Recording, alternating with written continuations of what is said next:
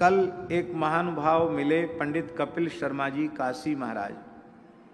उन्होंने कुछ बातें कही हैं, यद्यपि उन्होंने अपने नामोल्लेख के लिए नहीं कहा था, लेकिन मेरे मन में आया इसलिए मैंने उनका नामोल्लेख किया। उनका भाव ये है कि वर्तमान समय में संस्कार तो सब धीरे धीरे समाप्त होते ही चले जा रहे हैं। एक विवाह संस्कार है, पाणिग्रहण संस्कार। उस पाणिग्रहण संस्कार भी इस समय अशास्त्रीय विधि से हो रहा है। एक तो रात्रि में पाणिग्रहण संस्कार विवाह की प्रक्रिया हो रही है, जो गोधूली वेला विवाह की उत्तम लग्न कही गई है, उसमें न होकर के रात्रि में, उसमें भी लोहे के हवन कुंड में लोग हवन करते हैं और वेद मंत्रों का वाचन रात्रि में करते हैं।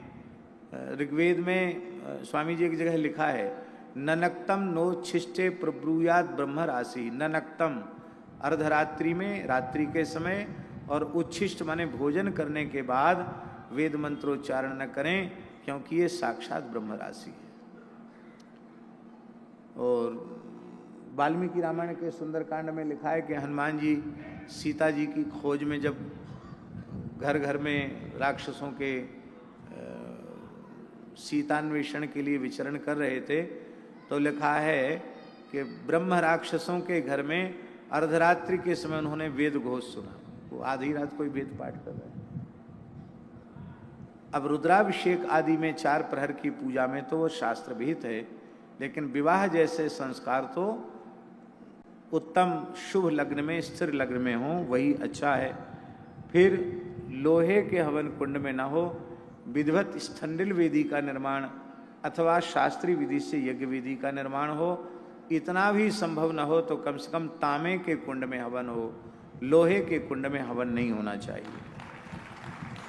और फिर जो वर होता है वो कोट पैंट मोजा और जूता पहन करके मंडप तक घुसा चला जाता है, और फिर उसमें वो जूता भी नहीं खोलता, जूता मंडप के नीचे जाके खोलते तो खोलते हैं।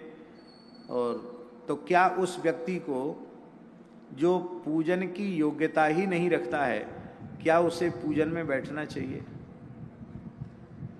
कन्यादान का जब संकल्प दिया जाता है तो विष्णु रूपाय वराय लक्ष्मी स्वरूपिणीम कन्याम तुभ्यमहम संप्रददे, ऐसा कहा जाता है।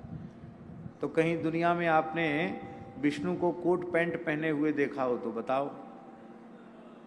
देखा आपने कहीं लक्ष्मी जी को सलवार कुर्ता पहने हुए देखा हो तो बताओ? सूट बूट पहने लक्ष्मी जी को देखा हो तो बताओ? तो कहने का आशय हमारा ये है कि आप ब्याह बारात में चाहे जो वेशभूषा बनाओ, वो तो बात आप हमारी मानेंगे नहीं, लेकिन कम से कम पाणिग्रहण संस्कार के समय पवित्र होकर के भारतीय वेशभूषा धारण करके ही विवाह मंडप में प्रवेश करें और बड़ी श्रद्धा पूर्वक देवताओं का अर्चन पूजन करें, तो आपका दाम्पत्य जीवन सुखी होगा।